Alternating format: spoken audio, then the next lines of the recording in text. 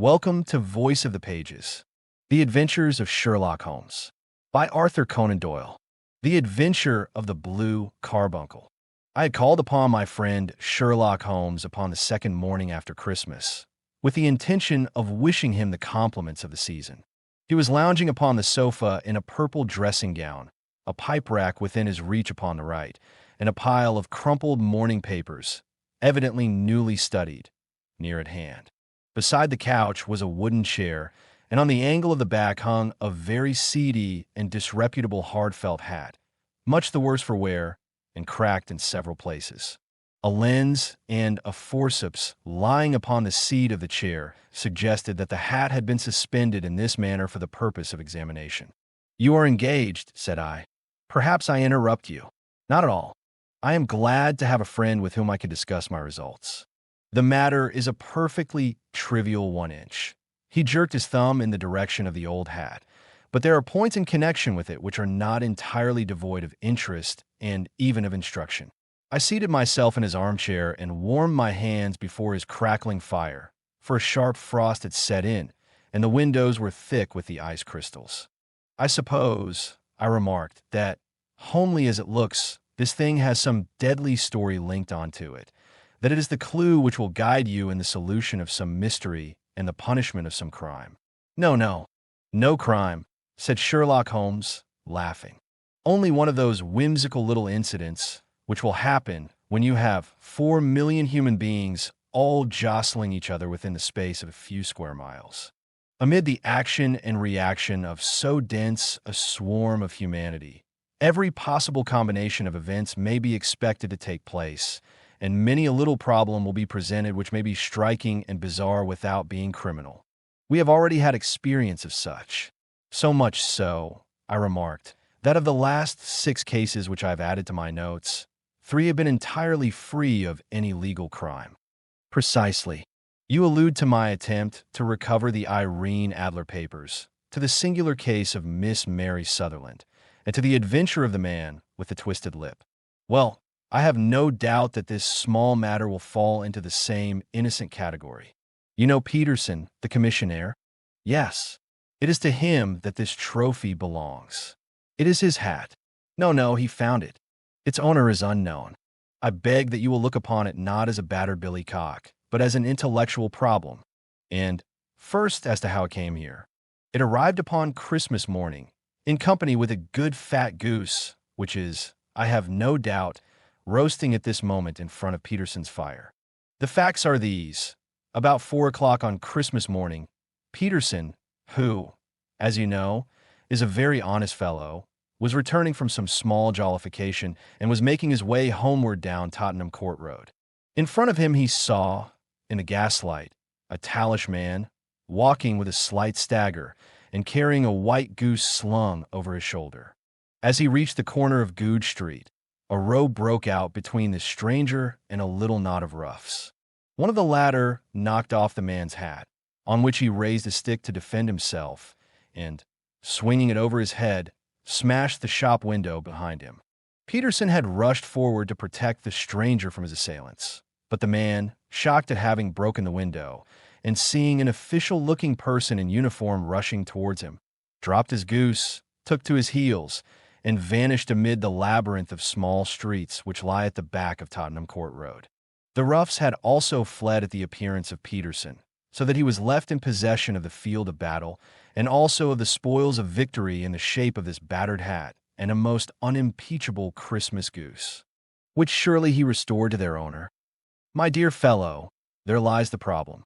It is true that "For Mrs. Henry Baker" was printed upon a small card which was tied to the bird's left leg, and it is also true that the initials "HB" are legible upon the lining of this hat, but as there are some thousands of Bakers and some hundreds of Henry Bakers in this city of ours, it is not easy to restore lost property to any one of them.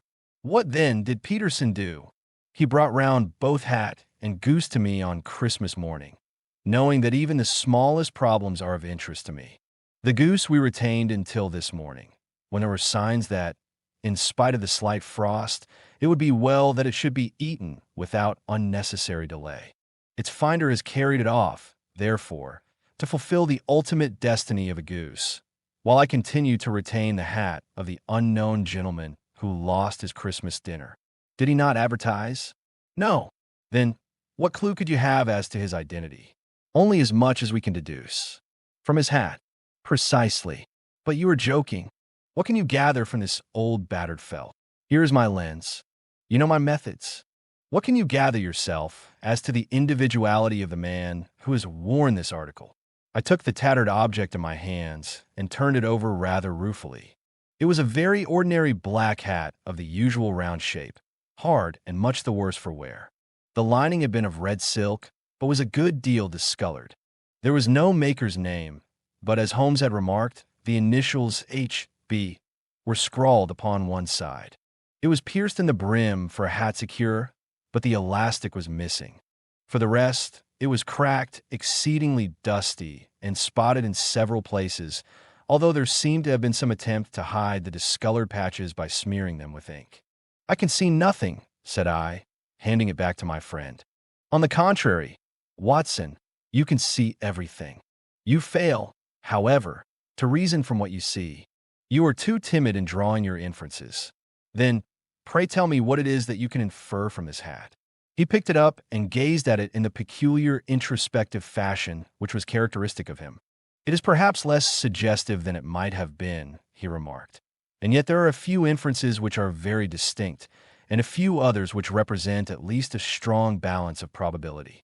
That the man was highly intellectual is of course obvious upon the face of it, and also that he was fairly well-to-do within the last 3 years, although he has now fallen upon evil days.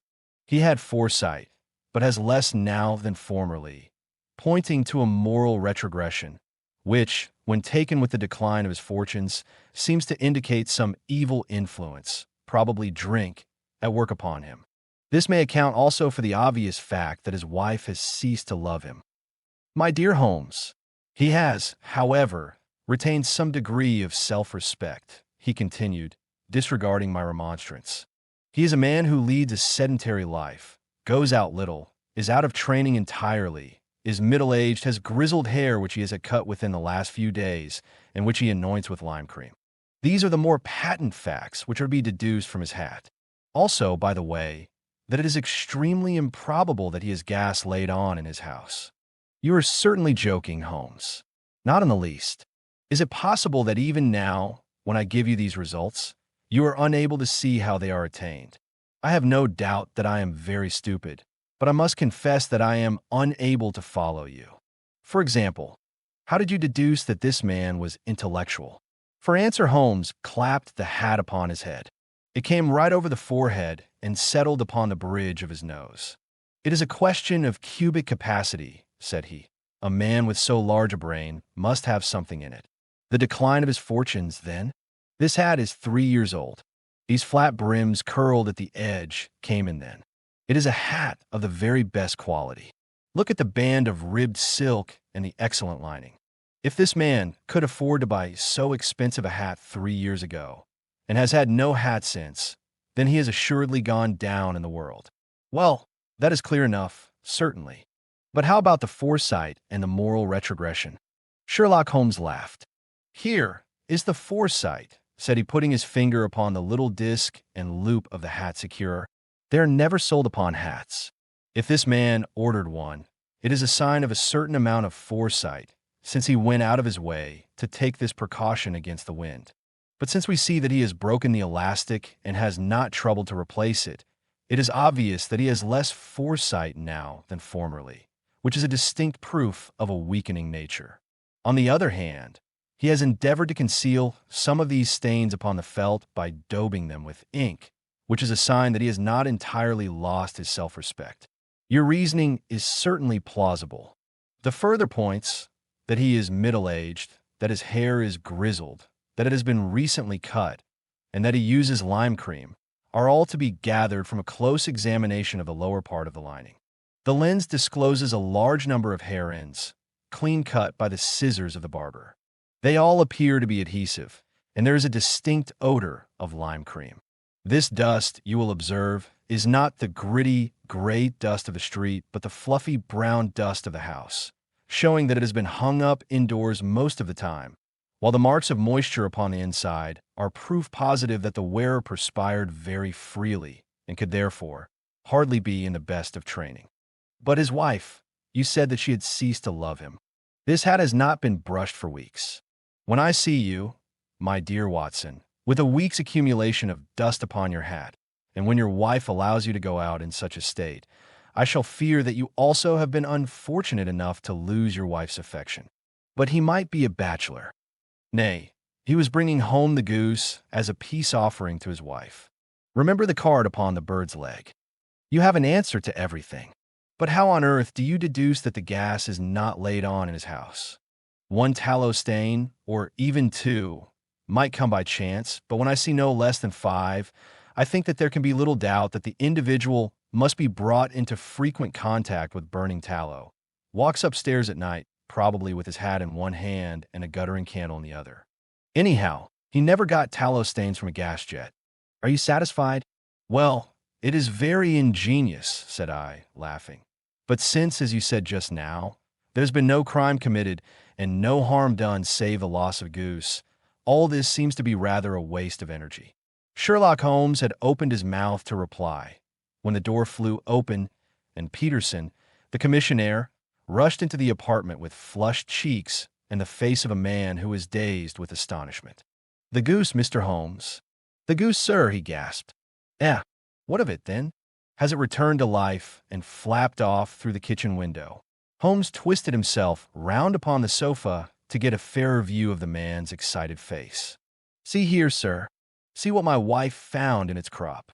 He held out his hand and displayed upon the center of the palm a brilliantly scintillating blue stone, rather smaller than a bean in size, but of such purity and radiance that it twinkled like an electric point in the dark hollow of his hand. Sherlock Holmes sat up with a whistle. "By Jove, Peterson," said he, "this is treasure trove indeed. I suppose you know what you have got? A diamond, sir? A precious stone. It cuts in a glass, as though it were putty. It's more than a precious stone. It is the precious stone, not the Countess of Morker's blue carbuncle." I ejaculated. "Precisely so. I ought to know its size and shape, seeing that I have read the advertisement about it in the Times every day lately.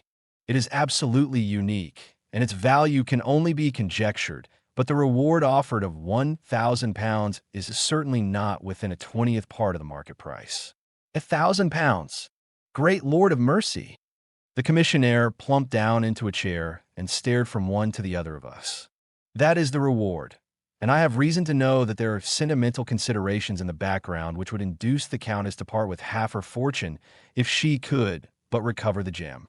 It was lost, if I remember aright, at the Hotel Cosmopolitan," I remarked. "Precisely so, on December 22nd, just 5 days ago, John Horner, a plumber, was accused of having abstracted it from the lady's jewel case. The evidence against him was so strong that the case has been referred to the assizes. I have some account of the matter here, I believe." He rummaged amid his newspapers, glancing over the dates, until at last he smoothed one out, doubled it over, and read the following paragraph. "Hotel Cosmopolitan jewel robbery. John Horner, 26, plumber, was brought up upon the charge of having upon the 22nd inst. abstracted from the jewel case of the Countess of Morcar the valuable gem known as the blue carbuncle. James Ryder, upper attendant at the hotel, gave his evidence to the effect that he had shown Horner up to the dressing room of the Countess of Morcar upon the day of the robbery in order that he might solder the second bar of the grate, which was loose. He had remained with Horner some little time, but had finally been called away. On returning, he found that Horner had disappeared, that the bureau had been forced open, and that the small morocco casket in which, as it afterwards transpired, the Countess was accustomed to keep her jewel, was lying empty upon the dressing-table. Ryder instantly gave the alarm, and Horner was arrested the same evening, but the stone could not be found either upon his person or in his rooms.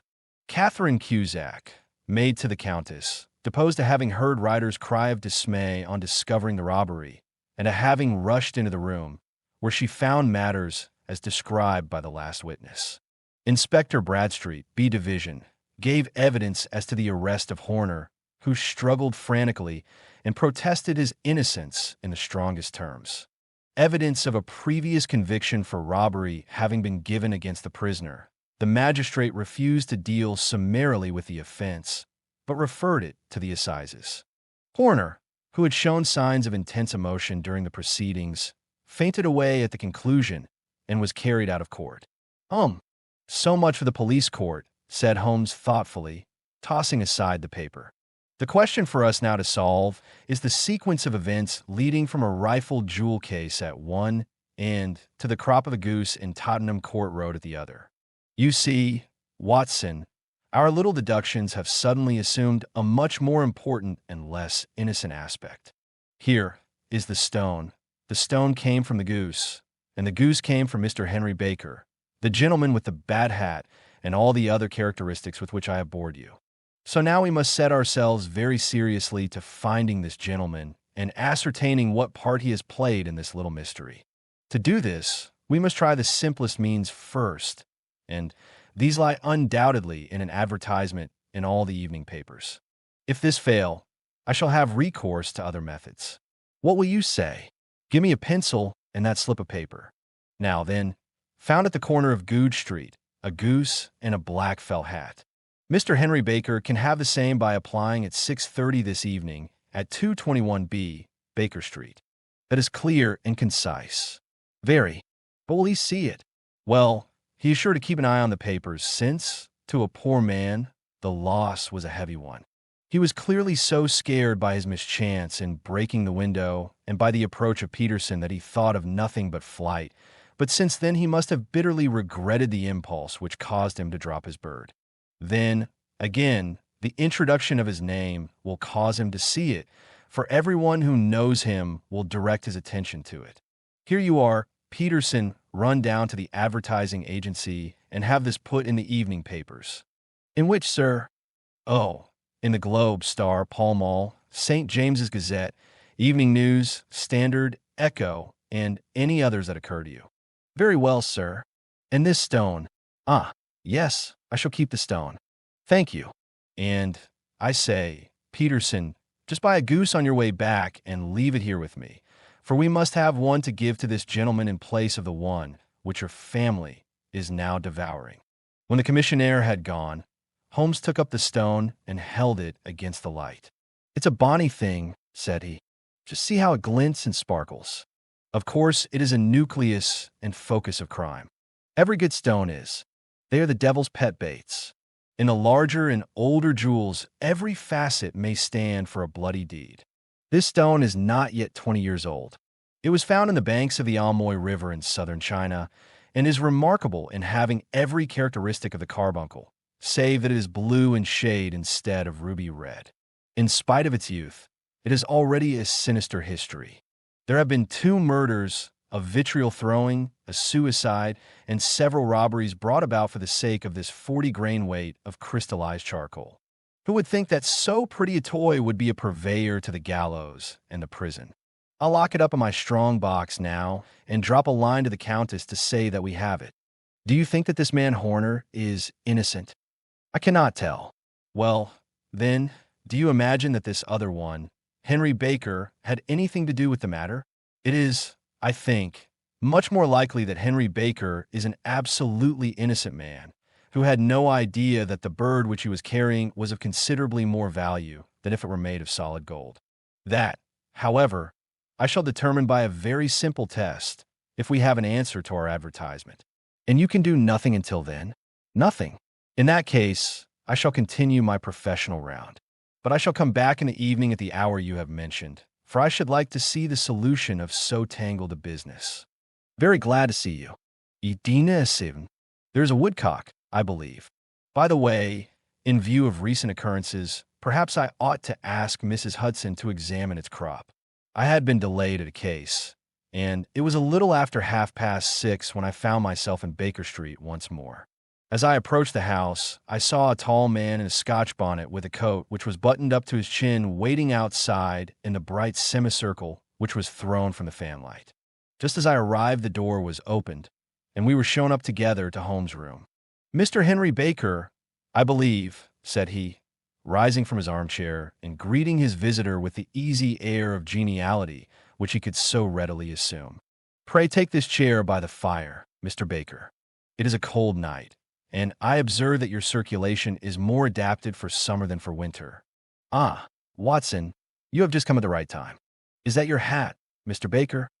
"Yes, sir, that is undoubtedly my hat." He was a large man with rounded shoulders, a massive head, and a broad, intelligent face, sloping down to a pointed beard of grizzled brown. A touch of red in nose and cheeks, with a slight tremor of his extended hand, recalled Holmes' surmise as to his habits. His rusty black frock coat was buttoned right up in front, with the collar turned up, and his lank wrists protruded from his sleeves without a sign of cuff or shirt. He spoke in a slow, staccato fashion, choosing his words with care, and gave the impression generally of a man of learning and letters who had had ill usage at the hands of fortune. "We have retained these things for some days," said Holmes, "because we expected to see an advertisement from you giving your address. I am at a loss to know now why you did not advertise." Our visitor gave a rather shamefaced laugh. "Shillings have not been so plentiful with me as they once were," he remarked. "I had no doubt that the gang of roughs who assaulted me had carried off both my hat and the bird. I did not care to spend more money in a hopeless attempt at recovering them. Very naturally, by the way, about the bird, we were compelled to eat it." "To eat it?" Our visitor half rose from his chair in his excitement. "Yes, it would have been of no use to anyone had we not done so. But I presume that this other goose upon the sideboard, which is about the same weight and perfectly fresh, will answer your purpose equally well." "Oh, certainly, certainly," answered Mr. Baker with a sigh of relief. "Of course, we still have the feathers, legs, crop, and so on of your own bird. So if you wish—" The man burst into a hearty laugh. "They might be useful to me as relics of my adventure," said he, "but beyond that I can hardly see what use the disjecta membra of my late acquaintance are going to be to me. No, sir, I think that, with your permission, I will confine my attentions to the excellent bird which I perceive upon the sideboard."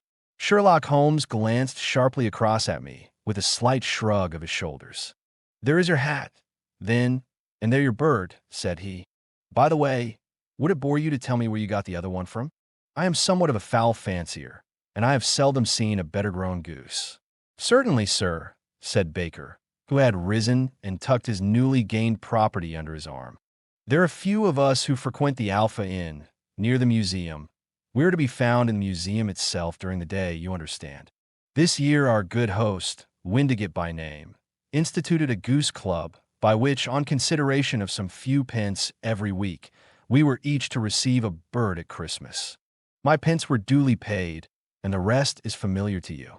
I am much indebted to you, sir, for a Scotch bonnet is fitted neither to my years nor my gravity." With a comical pomposity of manner, he bowed solemnly to both of us and strode off upon his way. "So much for Mr. Henry Baker," said Holmes when he had closed the door behind him. "It is quite certain that he knows nothing whatever about the matter. Are you hungry, Watson?" "Not particularly." "Then I suggest that we turn our dinner into supper and follow up this clue while it's still hot." "By all means." It was a bitter night, so we drew on our ulsters and wrapped cravats about our throats. Outside, the stars were shining coldly in a cloudless sky, and the breath of the passers-by blew out into smoke like so many pistol shots. Our footfalls rang out crisply and loudly as we swung through the Doctor's Quarter, Wimpole Street, Harley Street, and so through Wigmore Street into Oxford Street. In a quarter of an hour we were in Bloomsbury at the Alpha Inn, which is a small public house at the corner of one of the streets which runs down into Holborn. Holmes pushed open the door of the private bar and ordered 2 glasses of beer from the ruddy-faced, white-aproned landlord. "Your beer should be excellent if it is as good as your geese," said he. "My geese?" The man seemed surprised. "Yes. I was speaking only half an hour ago to Mr. Henry Baker, who was a member of your goose club." "Ah, yes, I see. But you see, sir, them's not our geese." "Indeed. Whose then?" "Well, I got the 2 dozen from a salesman in Covent Garden." "Indeed? I know some of them." "Which was it?" "Breckenridge is his name." "Ah, I don't know him." "Well, here's your good health, landlord. and prosperity to your house. Good night. Now for Mr. Breckenridge, he continued, buttoning up his coat as we came out into the frosty air. Remember, Watson, that though we have so homely a thing as a goose at one end of this chain, we have at the other a man who will certainly get 7 years penal servitude unless we can establish his innocence. It is possible that our inquiry may but confirm his guilt, but, in any case, we have a line of investigation which has been missed by the police and which a singular chance has placed in our hands. Let's follow it out to the bitter end. Faces to the south, then in quick march. We passed across Holborn, down in Dell Street, and so through a zigzag of slums to Covent Garden Market. One of the largest stalls bore the name of Breckenridge upon it, and the proprietor, a horsey-looking man, with a sharp face and trim side whiskers, was helping a boy to put up the shutters. "Good evening." "It's a cold night," said Holmes. The salesman nodded and shot a questioning glance at my companion. "Sold out of geese, I see," continued Holmes, pointing at the bare slabs of marble. "Let you have 500 tomorrow morning." "That's no good." "Well, there are some on the stall with the gas flare." "Ah, but I was recommended to you." "Who by?" "The landlord of the Alpha." "Oh, yes. I sent him a couple of dozen." "Fine birds they were, too. Now where did you get them from?" To my surprise, the question provoked a burst of anger from a salesman. "Now then, mister," said he, with his head cocked and his arms akimbo, "what are you driving at? Let's have it straight now." "It is straight enough. I should like to know who sold you the geese which you supplied to the Alpha." "Well then, I shan't tell you." "So now, it is a matter of no importance, but I don't know why you should be so warm over such a trifle." "Warm? You'd be as warm, maybe, if you were as pestered as I am. When I pay good money for a good article, there should be an end of the business. But it's, where are the geese? And who did you sell the geese to? And what will you take for the geese?" One would think they were the only geese in the world, to hear the fuss that is made over them. "Well, I have no connection with any other people who have been making inquiries," said Holmes carelessly. "If you won't tell us the bet is off, that is all.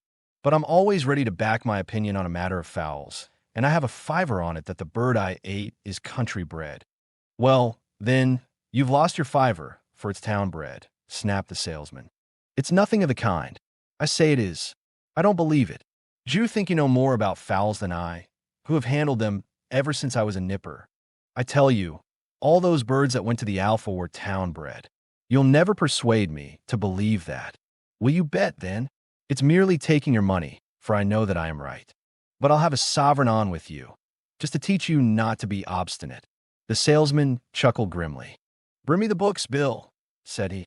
The small boy brought round a small, thin volume and a great greasy-backed one, laying them out together beneath the hanging lamp.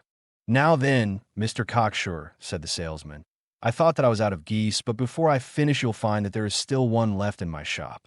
You see this little book? Well, that's the list of the folk from whom I buy. Do you see? Well, then, here on this page are the country folk, and the numbers after their names are where their accounts are in the big ledger. Now then, you see this other page in red ink? Well, that is a list of my town suppliers. Now look at that third name. Just read it out to me. Mrs. Oakshott, 117, Brixton Road, 249, Red Holmes.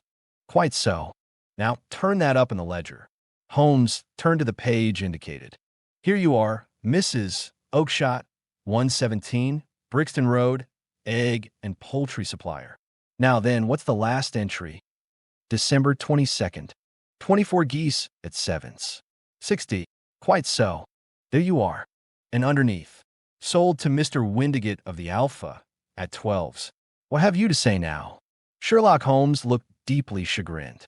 He drew a sovereign from his pocket and threw it down upon the slab, turning away with the air of a man whose disgust is too deep for words. A few yards off he stopped under a lamp-post and laughed in the hearty, noiseless fashion which was peculiar to him.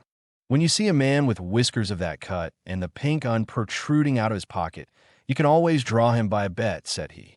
I dare say that if I had put £100 down in front of him, that man would not have given me such complete information as was drawn from him by the idea that he was doing me on a wager.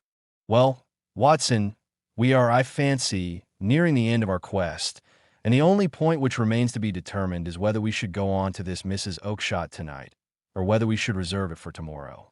It is clear from what that surly fellow said that there are others besides ourselves who are anxious about the matter, and I should—" His remarks were suddenly cut short by a loud hubbub which broke out from the stall which we had just left. Turning round, we saw a little rat-faced fellow standing in the center of the circle of yellow light which was thrown by the swinging lamp, while Breckenridge, the salesman, framed in the door of his stall, was shaking his fists fiercely at the cringing figure. "I've had enough of you and your geese," he shouted. "I wish you were all at the devil together. If you come pestering me any more with your silly talk, I'll set the dog at you. You bring Mrs. Oakshott here, and I'll answer her, but what have you to do with it?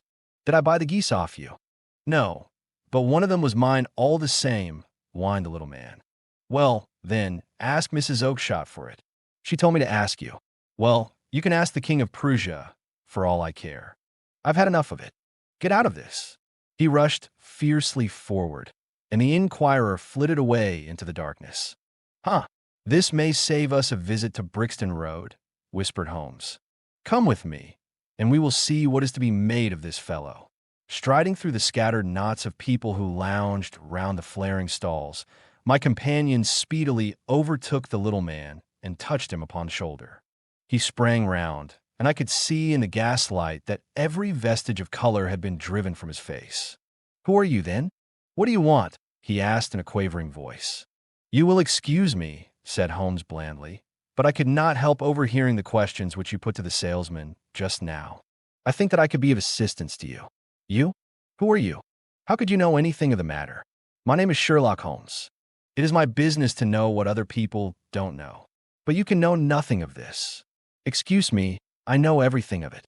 You are endeavoring to trace some geese which were sold by Mrs. Oakshott, of Brixton Road, to a salesman named Breckenridge, by him in turn to Mr. Windigate, of the Alpha, and by him to his club, of which Mr. Henry Baker is a member." "Oh, sir, you are the very man whom I have longed to meet," cried the little fellow with outstretched hands and quivering fingers. "I can hardly explain to you how interested I am in this matter." Sherlock Holmes hailed a four-wheeler which was passing. "In that case, we had better discuss it in a cozy room rather than in this wind-swept marketplace," said he. "But pray tell me, before we go farther, who it is that I have the pleasure of assisting." The man hesitated for an instant. "My name is John Robinson," he answered with a sidelong glance. No, the real name," said Holmes sweetly. "It is always awkward doing business with an alias." A flush sprang to the white cheeks of the stranger. "Well, then," said he, "my real name is James Ryder." "Precisely so. Head attendant at the Hotel Cosmopolitan. Pray step into the cab, and I shall soon be able to tell you everything which you would wish to know." The little man stood glancing from one to the other of us with half-frightened, half-hopeful eyes, as one who is not sure whether he is on the verge of a windfall or of a catastrophe. Then he stepped into the cab, and in half an hour we were back in the sitting-room at Baker Street. Nothing had been said during our drive, but the high, thin breathing of our new companion and the claspings and unclaspings of his hands spoke of the nervous tension within him. "Here we are," said Holmes cheerily as we filed into the room. "The fire looks very seasonable in this weather. You look cold, Mr. Ryder. Pray take the basket chair. I will just put on my slippers before we settle this little matter of yours. Now then, you want to know what became of those geese?" "Yes, sir. Or rather, I fancy, of that goose. It was one bird, I imagine, in which you were interested. White, with a black bar across the tail." Ryder quivered with emotion. "Oh, sir," he cried, "can you tell me where it went to?" "It came here." "Here?" "Yes, and a most remarkable bird proved. I don't wonder that you should take an interest in it. It laid an egg after it was dead, the bonniest, brightest little blue egg that ever was seen. I have it here in my museum." Our visitor staggered to his feet and clutched the mantelpiece with his right hand. Holmes unlocked his strong box and held up the blue carbuncle, which shone out like a star, with a cold, brilliant, many-pointed radiance.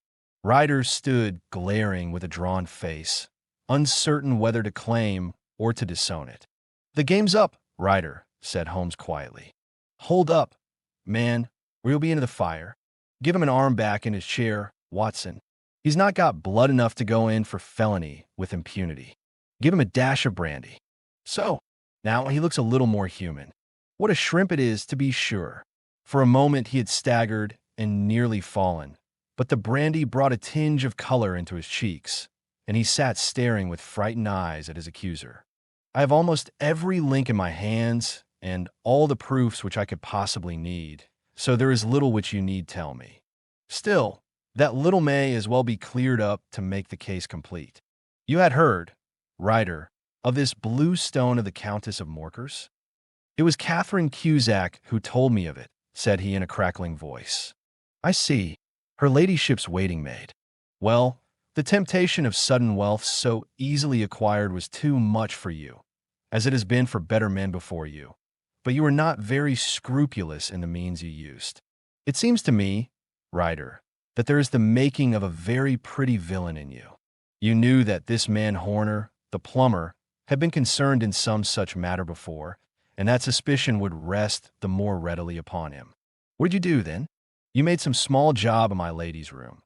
You and your confederate Cusack, and you managed that he should be the man sent for.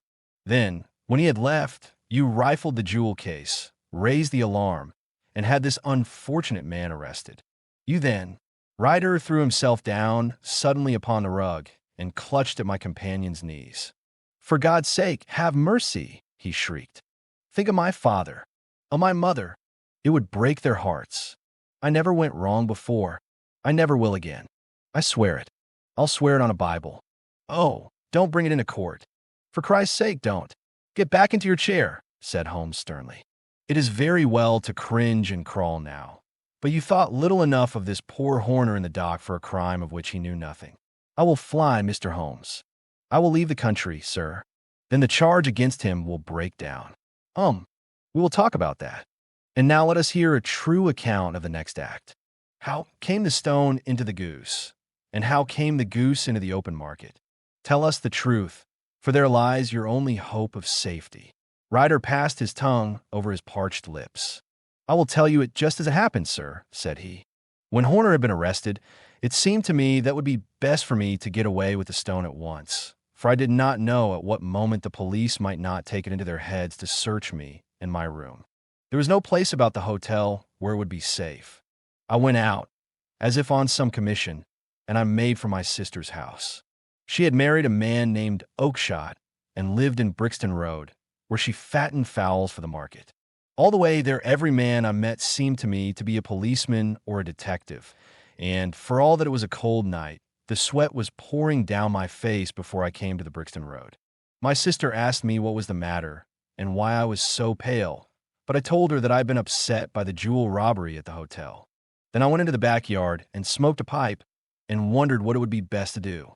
I had a friend once called Maudsley who went to the bad and has just been serving his time in Pentonville. One day he had met me and fell in a talk about the ways of thieves and how they could get rid of what they stole.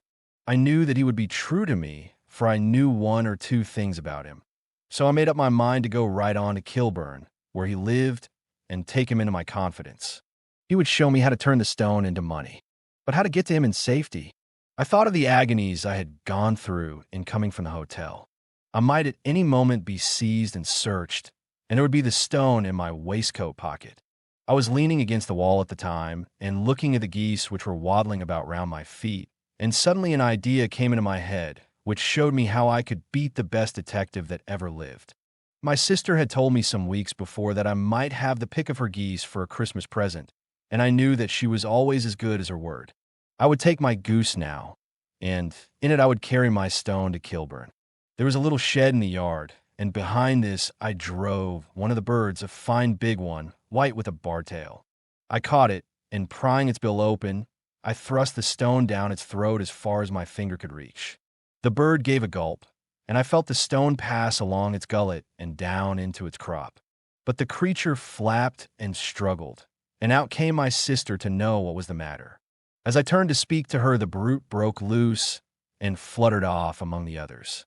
"Whatever were you doing with that bird, Jim?" says she. "Well," said I, "you said you'd give me one for Christmas, and I was feeling which was the fattest." "Oh, says she, we've set yours aside for you, Jim's bird, we call it. It's the big white one over yonder. There's 26 of them, which makes one for you and one for us, and 2 dozen for the market. Thank you, Maggie, says I, but if it is all the same to you, I'd rather have that one I was handling just now. The other is a good 3 pound heavier, said she, and we fattened it expressly for you. Never mind. I'll have the other, and I'll take it now, said I. Oh, just as you like, said she, a little huffed. Which is it you want, then? That white one with the bar tail, right in the middle of the flock. Oh, very well. Kill it and take it with you. Well, I did what she said, Mr. Holmes, and I carried the bird all the way to Kilburn. I told my pal what I had done, for he was a man that it was easy to tell a thing like that to. He laughed until he choked, and we got a knife and opened the goose. My heart turned to water, for there was no sign of the stone, and I knew that some terrible mistake had occurred. I left the bird, rushed back to my sister's, and hurried into the backyard. There was not a bird to be seen there. Where are they all, Maggie? I cried. Gone to the dealers, Jim. Which dealers? Breckenridge of Covent Garden. But was there another with a barred tail? I asked, the same as the one I chose. Yes, Jim. There were 2 bar-tailed ones, and I could never tell them apart. Well, then, of course I saw it all, and I ran off as hard as my feet would carry me to this man Breckenridge. But he had sold the lot at once, and not one word would he tell me as to where they had gone. You heard him yourselves tonight. Well, he has always answered me like that. My sister thinks that I am going mad. Sometimes I think that I am myself. And now I am myself a branded thief, without ever having touched the wealth for which I sold my character. God help me. God help me. He burst into convulsive sobbing, with his face buried in his hands. There was a long silence, broken only by his heavy breathing and by the measured tapping of Sherlock Holmes' fingertips upon the edge of the table. Then my friend rose and threw open the door. Get out, said he. What, sir? Oh, heaven bless you. No more words. Get out. And no more words were needed. There was a rush, a clatter upon the stairs, the bang of a door, and the crisp rattle of running footfalls from a street. After all, Watson, said Holmes, reaching up his hand for his clay pipe, I am not retained by the police to supply their deficiencies. If Horner were in danger, it would be another thing. But this fellow will not appear against him, and the case must collapse. I suppose that I am commuting a felony, but it is just possible that I am saving a soul. This fellow will not go wrong again. He is too terribly frightened. Send him to jail now, and you make him a jailbird for life. Besides, it is the season of forgiveness. Chance has put in our way a most singular and whimsical problem, and its solution is its own reward. If you will have the goodness to touch the bell, Doctor, we will begin another investigation, in which also a bird will be the chief feature. If you enjoyed listening, please subscribe to the channel by hitting the subscribe button below. After doing so, click the bell icon to receive new content notifications.